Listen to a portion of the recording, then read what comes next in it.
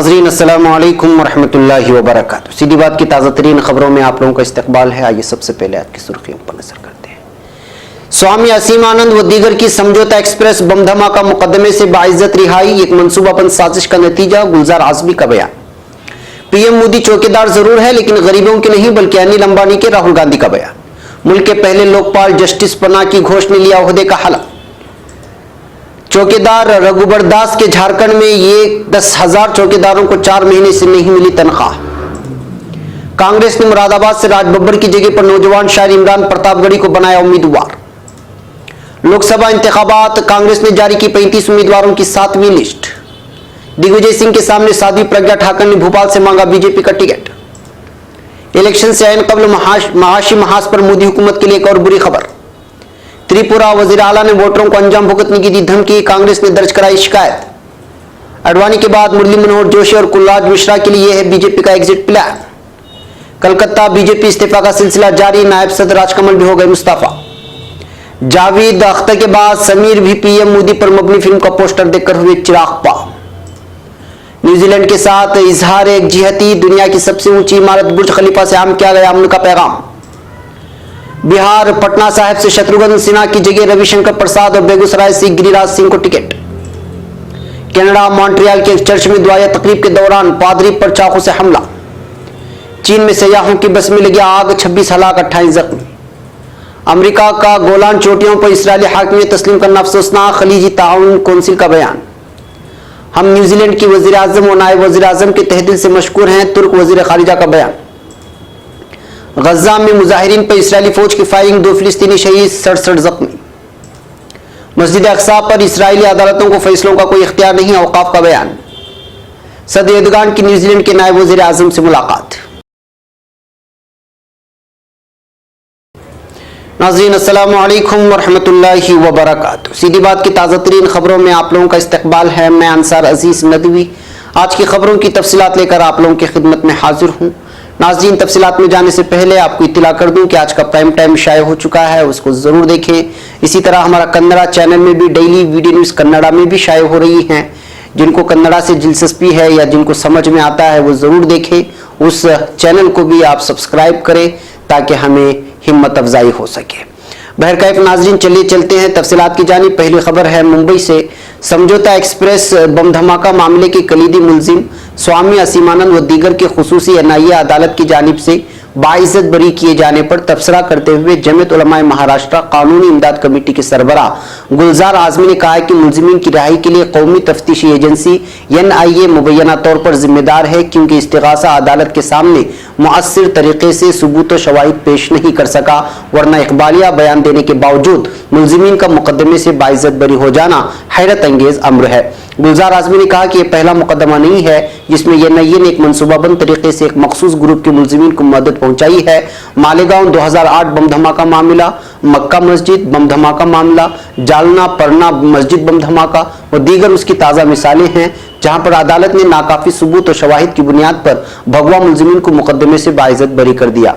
गुलजार आजमी ने कहा कि स्वामी असीमानंद ने ही दिल्ली की पटियाला हाउस अदालत में 2010 में इकबालिया बयान देते हुए हिंदुस्तान के मुख्तलिफ शहरों में होने वाले बम धमाकों, जिसमें दर्जनों मुसलमान शहीद हुए थे, की जिम्मेदारी कबूल की थी, जिसके बाद भगवा मुलजिमीन की गिरफ्तारी अमल में आई थी। लेकिन मकामी तफ्तीशी एजेंसियों से तहकीकात अपने हाथों में लेने के बाद एनआईए ने एक मनसूबाबंद तरीके से भगवा मुलजिमीन को मदद पहुंचाने का अमल शुरू किया, जिसका नतीजा आज हमारे सामने है।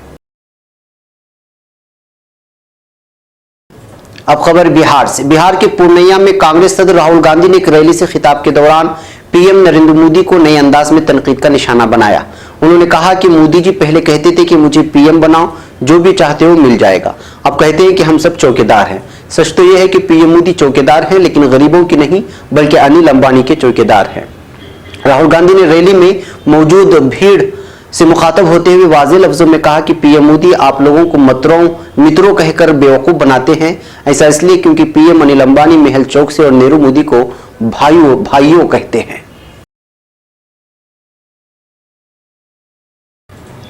अब खबर नई दिल्ली से।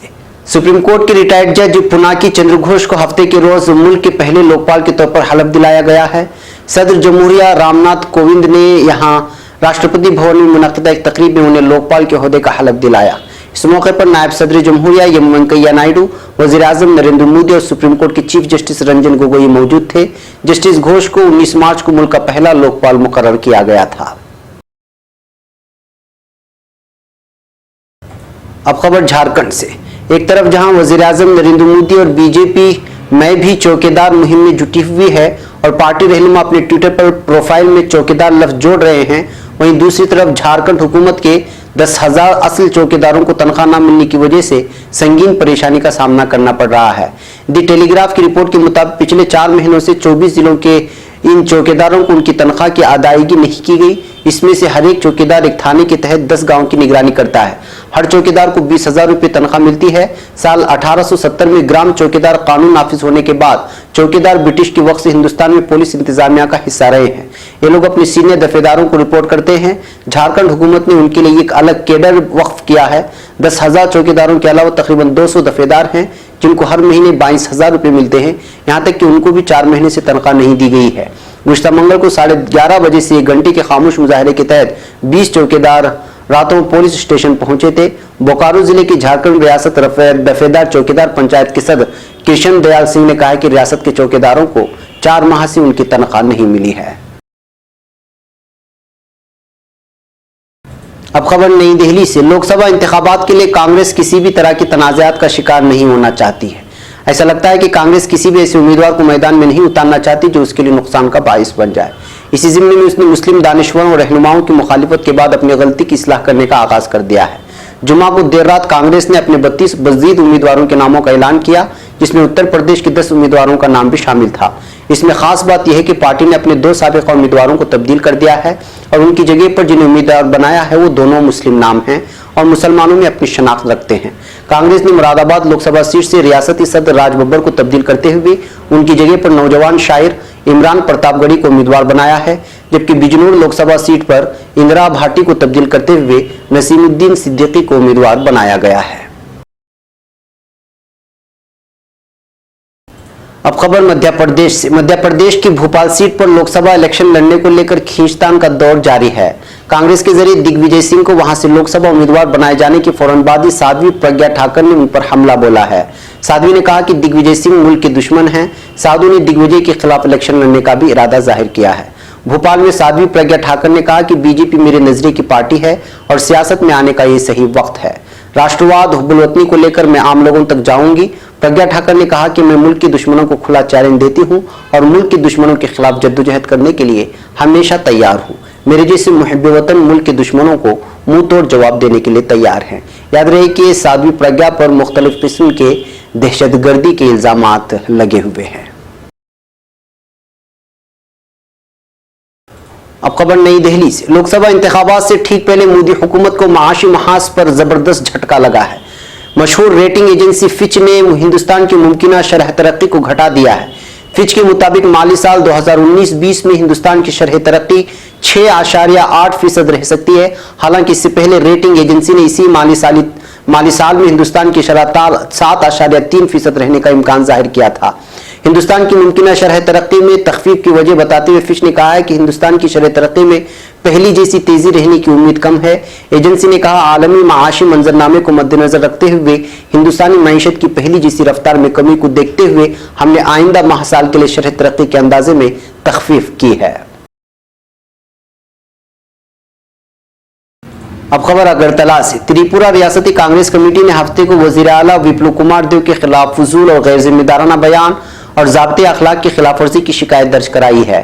पार्टी के तर्जुमान तापस डे ने बताया कि 20 मार्च को मिजल शमूर, प्रतापगढ़ और बढ़ा घाट में 3 इंतखाबी जलसों में वजीर आला ने लोगों को धमकाया कि वो अगर बीजेपी रियासत और मुल्क भर में लोकसभा इंतखाबात नहीं जीतती है तो मुल्क में मुलाजिम जेरे इल्तिवा 12% महंगाई भत्ते और 2000 रुपए की समाजी अलाउंस से महरूम रह जाएंगे। तापस डे ने कहा कि वजीर आला ने राय दहिंदगान को धमकाया है, अगर नरेंद्र मोदी इख्तिदार में वापस नहीं आएंगे तो त्रिपुरा कभी भी एक मिसाली रियासत और अगरतला एक स्मार्ट सिटी नहीं बन पाएगा और फूड कॉर्पोरेशन मरकजी हुकूमत की तरफ कम अज कम इमदादी कीमत पर दिए जाने वाले चावल की खरीद बंद कर देगा। घरों में मुफ्त गैस कनेक्शन पहुंचना बंद हो जाएगा और सौभाग्य योजना के मुस्तफीदीन को कमीशन देनी होगी। उन्होंने वजीर आला की तकारीर की सख्त मजम्मत करते हुए कहा, यह रियासत के लोगों के लिए शर्मनाक और इंतखाबी ज़ाब्ते अखलाक की खिलाफ वर्जी है। अब खबर यूपी से। लोकसभा इलेक्शन के पेश नजर बीजेपी ने अपने उम्मीदवारों की पहली फहरिस्त जारी कर दी है। बीजेपी की पहली लिस्ट आने के बाद से वाज़ेह हो गया है कि समाजवादी पार्टी और बहुजन समाज पार्टी इत्तेहाद के बाद बीजेपी उत्तर प्रदेश में ब्राह्मण लीडरों को नाराज नहीं करना चाहती। ऐसे में पार्टी कुलराज मिश्रा के टिकट पर सख्त फैसला नहीं लेना चाहती थी, इसलिए पार्टी ने उन्हें ऐसी तजवीज़ दी कि उनके दोनों हाथों में लड्डू आ गए हैं। जराये के मुताबिक पार्टी के आला क़यादत ने इलेक्शन के बाद उन्हें उनके खत के लिहाज से ओहदा देने की यकीन दहानी कराई है। पार्टी ने देवरिया लोकसभा का टिकट उनके मुताबिक देने की तजवीज़ रखी। उसके साथ ही बीजेपी आला कमान ने यह भी वाज़ेह कर दिया कि अगर कुलराज मिश्रा पार्टी की तजवीज़ नहीं माने तो उनका टिकट भी काटा जा सकता है। कुलराज मिश्रा के सामने शर्त रखी गई कि वो बीजेपी की पहली लिस्ट के पहले मीडिया में इलेक्शन न लड़ने का ऐलान कर दे। इसके लिए कुलराज मिश्रा तैयार हो गए हैं। अब खबर कलकत्ता से। बंगाल में बीजेपी उम्मीदवारों की पहली फहरिस्त सामने आने के बाद पार्टी के पुराने कारकुनान की नाराजगी सामने आने लगी है। कोचबिहार लोकसभा हलके से तृणमूल कांग्रेस से बीजेपी में आने वाले नीतीश परमायानक को उम्मीदवार बनाए जाने से नाराज होकर जहां पार्टी वर्करों के एक ग्रुप ने इस्तीफा दे दिया और पार्टी दफ्तर में तोड़फोड़ की थी, अब रियासती बीजेपी के नायब सदर राजकमल पाठक ने अपने ओहदे से इस्तीफा दे दिया है। राजकमल पाठक ने नायब सदर के ओहदे से इस्तीफा देने के बाद कहा कि वो पार्टी छोड़कर नहीं जा रहे। वो लोकसभा इंतखाब लड़ना चाहते थे मगर पार्टी ने उन्हें उम्मीदवार नहीं बनाया। उन्होंने कहा कि चूंकि पार्टी ने उन्हें उम्मीदवारी के लायक नहीं समझा है, इसलिए अपने ओहदे से इस्तीफा देना बेहतर समझ रहे हैं। अब खबर मुंबई से। पीएम नरेंद्र मोदी की biopic film PM Narendra Modi से मुताल्लिक तनाज़ा लगातार बढ़ता ही जा रहा है। फिल्म रिलीज होने में अभी कुछ वक्त बाकी है, लेकिन इसके पोस्टर को देखकर कई लोग हैरान और परेशान और नाराज भी हैं। जावेद अख्तर के बाद अब नगमा निगार समीर ने भी फिल्म में अपने नाम का इस्तेमाल किए जाने पर हैरानी जाहिर की है। उन्होंने ट्वीट भी किया है जिसमें लिखा है कि मैंने इस फिल्म के लिए कोई गाना नहीं लिखा। फिल्म पीएम नरेंद्र मोदी के पोस्टर में नगमा निगार के तौर पर अपना नाम देखकर समीर ने जो ट्वीट किया है उसमें वाज़ेह लफ्जों में लिखा है कि मुझे हैरत है कि अपना नाम पीएम नरेंद्र मोदी फिल्म में देखकर मैंने ऐसी किसी फिल्म में कोई गाना नहीं लिखा है। अब खबर दुबई से। न्यूजीलैंड के वजीर आजम जेसिंडा आर्डर्न ने क्राइस्टचर्च की 2 मस्जिदों में हुए दहशतगर्दाना हमले के बाद मुल्क की सूरत हाल को जिस बखूबी अंदाज में संभाला उसकी दुनिया भर में सताइश हो रही है। मुतासरा कुंभों से इजहार ताज़ियत के लिए उनसे मुलाकात करते वक्त उन्होंने अपने सर को ढांप रखा था और सियाह कपड़े जेब तन कर रखे थे। उन्होंने गले लगाकर मुतासरा कुंभों को तसल्ली दी और उन्हें हर मुमकिन इमदाद की यकीन दहानी कराई। न्यूजीलैंड की वजीर आजम जेसिंडा आर्डर्न को खराज तहसीन पेश करने के लिए दुबई में जुमा के रोज दुनिया की बुलंदतरीन इमारत बुर्ज खलीफा पर उनकी तस्वीर आवेजा की गई। ये इकदाम क्राइस्टचर्च की 2 मसाजिद में दहशतगर्दाना हमलों के बाद आर्डर्न की जानिब से मुस्लिम कम्युनिटी के लिए हमदर्दी और यकजहती के शानदार मुजाहरे पर उन्हें खराज तहसीन पेश करने और शुक्रिया अदा करने के वास्ते किया गया। अब खबर नई दिल्ली से। लोकसभा इंतखाबात के लिए बिहार में एनडीए ने सभी 40 सीटों पर अपने उम्मीदवारों का ऐलान कर दिया है। वहां बीजेपी 17 सीट पर, वजीर आला नीतीश कुमार की क़यादत वाली जेडीयू 17 सीट पर, जबकि रामविलास पासवान की क़यादत वाली लोक जनशक्ति पार्टी को 6 सीटें मिली हैं। लोकसभा इंतखाबात के लिए एनडीए की लिस्ट जारी करते हुए शनिचर को बीजेपी के बिहार इंचार्ज भूपेंद्र यादव ने पटना साहिब से बीजेपी रहनुमा शत्रुघ्न सिन्हा एमपी हैं, जो कि बीजेपी की तनकीद करने के लिए भी जाने जाते हैं। इंडियन एक्सप्रेस के मुताबिक वज़ीर आज़म नरेंद्र मोदी की तनकीद करने वाले और मारूफ अदाकार से सियासी रहनुमा बने शत्रुघ्न सिन्हा को आइंदा लोकसभा इंतखाबात के लिए बिहार से टिकट नहीं दिया गया है। अब खबर मॉन्ट्रियल से। कनाडा के शहर मॉन्ट्रियल में जुमा के रोज एक सफेद फार्म शख्स ने एक चर्च में होने वाली दुआए तकरीब के दौरान पादरी पर हमला कर दिया। पुलिस और सेक्रेटरी अमरीन ने हमलावर को हिरासत में ले लिया है। मॉन्ट्रियल की पुलिस तर्जुमान कैरोलिन शेफरेस ने बताया कि पुलिस ने चर्च में पादरी पर चाकू से हमला करने वाले मुश्तबा शख्स को गिरफ्तार करने के बाद तफ्तीश के लिए मुतालिका हुकाम के हवाले कर दिया। हुकाम का कहना है कि चर्च में दुआए तकरीब के दौरान चाकू के हमले से पादरी मामूली जख्मी हुआ है। उसे अस्पताल मुंतकिल किया गया है, जहां उसकी हालत खतरे से बाहर बयान की जाती है। अब खबर बीजिंग से। चीन के जुनूबी सूबे हन्नान में सयाहों से भरी हुई एक बस में शदीद आग लग जाने से कम से कम 26 अफराद की मौत हो गई और 28 दीगर अफराद जख्मी हो गए हैं। मकामी मीडिया के मुताबिक चीन के सूबे हन्नान के शहर चेंगड़े में जुमा की शाम 7:15 पर हाईवे पर एक बस में अचानक आग लग गई। मौसूला इत्तलात के मुताबिक बस में उस वक्त तकरीबन 53 मुसाफिर सवार थे। आग लगने के वक्त बस में 2 ड्राइवर और एक गाइड भी मौजूद था। आग लगने की वजह का अभी तक पता नहीं चल पाया है। तमाम जख्मियों को इलाज के लिए अस्पताल में दाखिल कराया गया, जिसमें से 5 की हालत नाजुक बताई जा रही है। अब खबर रियाद से। अमेरिकी सदर डोनाल्ड ट्रंप की जानिब से शाम के मकबूजा इलाके वादी गोलान पर इसराइली कब्जे को आईनी करार देने पर खलीजी ताउन कौंसिल GCC ने अफसोस का इजहार किया है। खलीजी ताउन कौंसिल की तरफ से जारी करदा बयान में कहा गया कि शाम की वादी गोलान को इसराइल का हिस्सा करार देने से मुतालिक अमरीकी सदर का बयान हकाइक के मुनाफी है। उनकी इस मौक़िफ़ से मुसल्लमा हकीकत तब्दील नहीं हो सकती। खलीज ताउन कौंसिल वादी गोलान को बिलाद शाम का हिस्सा समझती है। कौंसिल के सेक्रेटरी जनरल अब्दुल लतीफ बिन राशिद अज़्ज़यानी ने एक बयान में कहा कि ट्विटर पर अमरीकी सदर ने वादी गोलान और गोलान की पहाड़ी चोटियों के बारे में जो मौक़िफ़ अपनाया है वह हकाइक के बरअक्स है। अब खबर तुर्की से। वजीर खारिजा मेवलूद चावुशओगलू ने न्यूजीलैंड में गुज़िश्ता हफ्ते मुसलमानों के खिलाफ दहशतगर्द हमले के बाद मुस्लिम उम्मा से इजहार यकजहती की बिना पर इस मुल्क की वज़ीर आज़म जेसिंडा आर्डर्न और नायब वज़ीर आज़म व वज़ीर खारिजा विंस्टन पीटर्स का शुक्रिया अदा किया। इस मौजू के हवाले से ट्विटर पैगाम में वज़ीर चावुशओगलू ने लिखा है, हम वज़ीर आज़म जेसिंडा आर्डर्न और इस्लामी ताउन तंजीम के इजलास में शिरकत करने वाले नायब वज़ीर आज़म व वज़ीर खारिजा न्यूजीलैंड विंस्टन पीटर्स के तहे दिल से मशकूर व ममनून हैं, जिन्होंने क्राइस्ट चर्च हमले की शुरू से ही एक दहशतगर्द कार्रवाई के तौर पर पेश किया और मुस्लिम तबके के साथ मुखलिसाना तौर पर इजहार यकजहती का मुजाहिरा किया। अब खबर गजा पट्टी से। फिलिस्तीन के इलाके गजा की पट्टी में जुमा के रोज फिलिस्तीनियों की एक पुरअमन एहतिजाजी रैली पर सेहनी फौज ने अंधाधुंध गोलियां बरसाईं, जिसके नतीजे में 2 फिलिस्तीनी शहीद और 60 से ज्यादा जख्मी हो गए हैं। मरकज़ी इत्तलात फिलिस्तीन के मुताबिक काबिज सेहनी फौज ने गजा की मशरिकी सरहद पर एहतिजाजी मुजाहिरा करने वाले फिलिस्तीनियों पर आंसू गैस की शेलिंग की, जिसके नतीजे में दर्जनों अफराद बेहोश हो गए। गजा में वजारत सेहत की तरफ से जारी एक बयान में बताया गया है कि पुरअमन रैली पर इसराइली फौज की फायरिंग से 2 फिलिस्तीनी शहीद हो गए। इनमें से एक शहीद की उम्र 29 और दूसरे की 18 साल बयान की जाती है। फायरिंग और आंसू गैस की शेलिंग से 67 फिलिस्तीनी जख्मी भी हुए हैं। नामानिगारों के मुताबिक सेहनी फौज ने मशरिकी गजा में फिलिस्तीनी इमदादी कारकुनों, हिलाल अहमर के रजाकारों और सहाफियों को भी निशाना बनाया। अब खबर मकबूजा बैतुल मक़दिस से। फिलिस्तीनी औकाफ और उमूर बराए मस्जिद अक्सा ने कहा है कि सहयूनी अदालतों को क़िबले अव्वल के हवाले से फैसले करने का कोई इख्तियार नहीं। महकमा औकाफ की तरफ से यह बात यूरोपीय यूनियन के सफ़ीरों को भेजे गए एक मकतूब में कही गई है। मकतूब में कहा गया है कि सहनी रियासत की अदालतें मस्जिद अक्सा के बारे में फैसले करने का कोई इख्तियार नहीं रखती।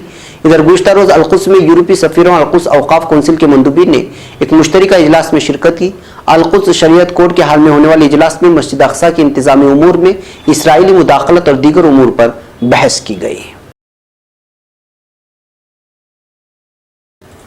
अब खबर तुर्की से। सदर रजब तैयब एर्दोगान ने न्यूजीलैंड के नायब वज़ीर आज़म व वज़ीर खारिजा विंस्टन पीटर्स उनके वफ़द से मुलाकात की। ये मुलाकात इस्लामी ताउन तंजीम के इस्तांबुल में मुनक़िदा हंगामी इजलास के सिलसिले में हुई, जिसमें केवी वज़ीर खारिजा भी शरीक थे। बंद कमरे में होने वाली इस मुलाकात में नायब सदर फवाद उक्ताय, वज़ीर खारिजा मेवलूद चावुशओगलू, सदारती मुशीर इत्तलात फ़खरुद्दीन आलतून और सदारती तर्जुमान इब्राहिम कालम भी मौजूद थे। नाज़रीन, ये थी आज की ताज़ा तीन खबरें। अगली ताज़ा तीन खबरों के साथ फिर आपसे मुलाकात होगी। हमारी पूरी टीम को यहाँ पर इजाज़त दें। अस्सलामु अलैकुम वरहमतुल्लाहि वबरकातुहू।